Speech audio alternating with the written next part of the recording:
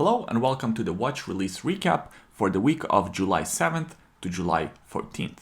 Let's begin with Christopher Ward C60 Trident Pro 300 in bronze. I never reviewed Christopher Ward watch on this YouTube channel, however I know that it has a really good reputation, especially this Trident Pro 300 version of the watch. I think Christopher Ward is the more expensive, higher end version of Zelos. Both companies are sort of breaking out into mainstream almost, and both companies have really good reputation among watch collectors.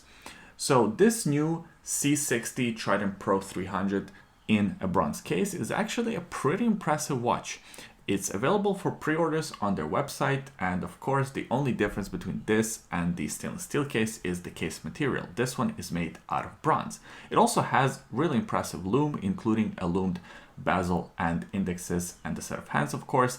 I like this chocolate dial color. It matches really well the bronze case. A lot of times when companies do a bronze watch, they do some weird color on the dial that doesn't work and just throws the whole watch design out of the window. I think Christopher Ward has nailed it with this one. It is powered by the Sellita Caliber SW200 automatic movement that's been regulated to the COSC accuracy numbers.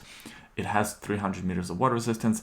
The only sort of negative that I see about this watch is that it's quite large, 42 millimeter diameter, not too concerning for a diver watch. However, it has almost 50 millimeters from one leg to another, so you do have to have a bigger wrist. From what I see, the watch wears kind of broad along your wrist. It is also a slim watch, so it kind of wears broad and flat.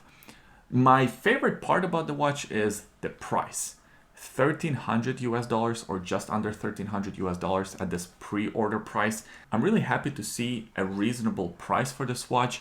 I think Christopher Ward has nailed it with this release. Moving on, G-Shock NASA Limited Edition. So Casio is releasing their 5th or 6th limited release NASA special. This watch is essentially a G-Shock DW6900 with a NASA color scheme. And it also has this like little planet on the dial or on the display. When you engage the lume, you can see the planet light up. I guess that's kind of cool.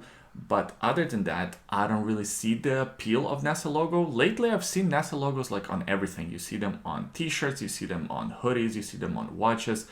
G-Shock is not the only company that's using NASA logo. Recently, I saw one of the micro brands use NASA logo on their watches, so I guess it's kind of easy to get the copyright to their logo.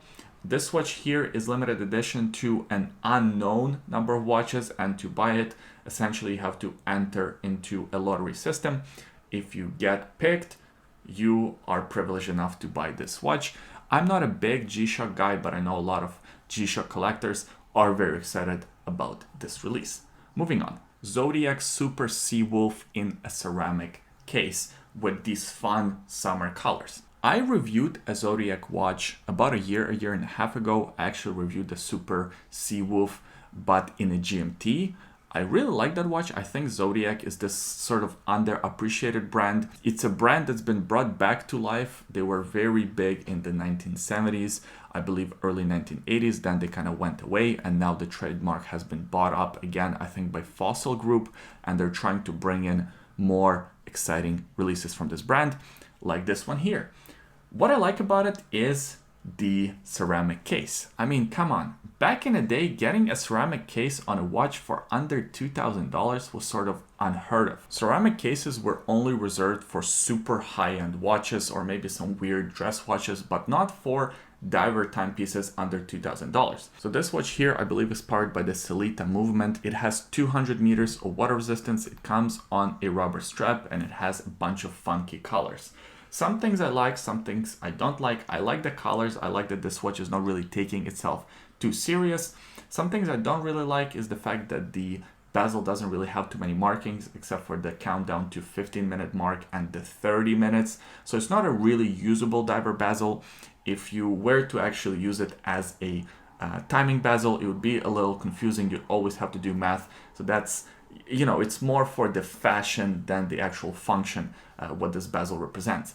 But other than that, it's actually a pretty cool watch. And just like the Christopher Ward, it also is a bit on the larger side, so keep that in mind. I think it has also 50 millimeters lug to lug distance, which means that you have to have a larger wrist to wear this watch. And looking at the pictures of the watch on your wrist, yeah, the lugs do really extend quite far on your wrist. The thickness is fairly reasonable, 13.5 millimeters, so it's not an outrageous watch. And of course, ceramic is a bit of a lighter material, so it's not going to be too heavy on your wrist. It's a fun summer release that doesn't take itself too seriously.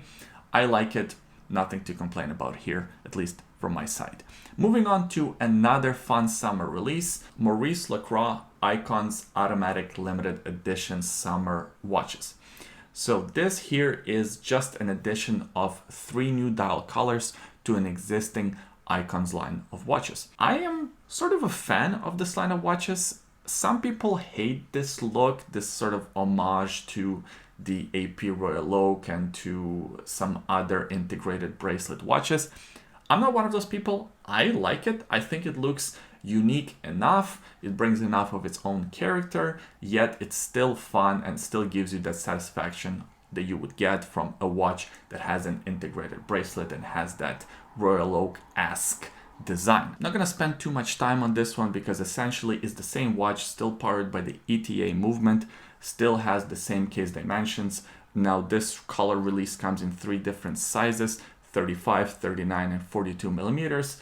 Some colors are available in some sizes, some colors are not available in other sizes. If you're interested, go on their website, but I just wanted to highlight it because I think it's one of those a little underappreciated brands that not everyone knows, and if you like this type of watches, well, maybe you found a new favorite. The price is around $2,500, so not too bad for what you get.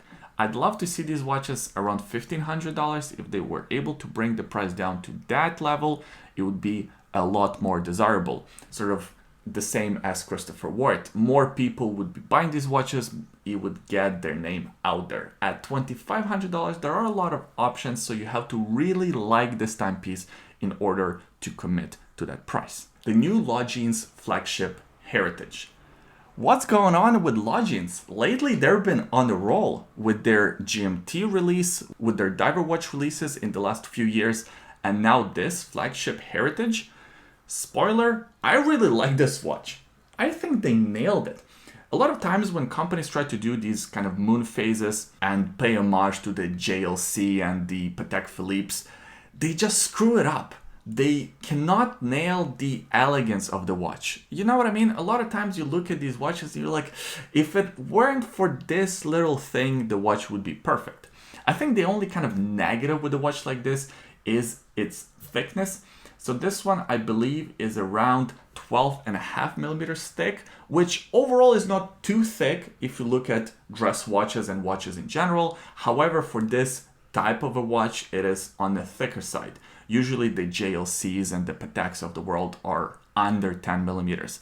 So you do get that penalty of about 2.5 millimeters, but you spend a lot less money. These watches are around $3,000. They're powered by the Longines caliber L899.5 automatic movement. They have 72 hours of power reserve. The movement beats at 25,200 vibrations per hour, and it has a silicon balance spring that is anti-magnetic. So really cool watch, 3 different dial variations. My favorite is the one with the gold accents. I think that just looks like money. Really happy with this release. I mean, I might even pick one of these watches up, probably not right now, maybe in the future once the prices kind of calm down and you can pick them up on the resale market for a lot less, or maybe on the used market. I might consider it because I really like these type of dress pieces. I never had a moon phase in my collection, and I think this would be a nice addition. And lastly, let's talk about TAG Heuer Skipper. I've been picking on TAG Heuer for the last few months because of their lack of identity, lack of branding. A lot of the releases from their recent collections have been too Hublot inspired, too Zenith skeletonized inspired, and not enough Heuer inspired. They have such a rich history, such vast heritage, and yet they're not drawing from this heritage. and seems like every re-release of their models just misses one or two simple things that turn people off of it. Well, I think with this one here, they kind of nailed it. So first, Hodinkee did a limited release with them. I don't know how many pieces they did, but I know it sold out right away and it was a very big hit because it has that iconic design. Well, this one is not as good looking as the Hodinkee limited release was. It is still a very nice looking watch. It has that Skipper iconic dial. It has the sub dial at the 3 o'clock position that is counting down instead of counting up because it's a watch made for sailing. And I don't know much about sailing, but apparently in sailing you need to count down instead of count up. It's powered by the caliber TH20-06 automatic chronograph movement. It's actually a fairly impressive movement. It's a column wheel design with a vertical clutch and a pretty substantial power reserve, I believe of 70 hours. And of course, it's an automatic chronograph. The watch is not too thick. I think it's about 13.5 millimeters, which is pretty reasonable for an automatic chronograph. It has 100 meters of water resistance, so you can take this watch on your sailboat or on your yacht if you wish to. And the price is somewhat reasonable. $67.50 is what the retail price is. I think it's expensive, of course, but for this type of heritage and for Tag Heuer and for this look and design and the column wheel vertical clutch chronograph movement, yeah, it's pretty reasonable. Tag Heuer has been catching a lot of shit from the watch collectors as of recent. I think this is a good step on the redemption arc. I'm really excited about this watch and want to hear what you think about it. Leave your comments in the comment section below. Also give this video a thumbs up if you enjoyed it. Subscribe to the YouTube channel for more videos like this in the future, and we'll see you next time. Bye.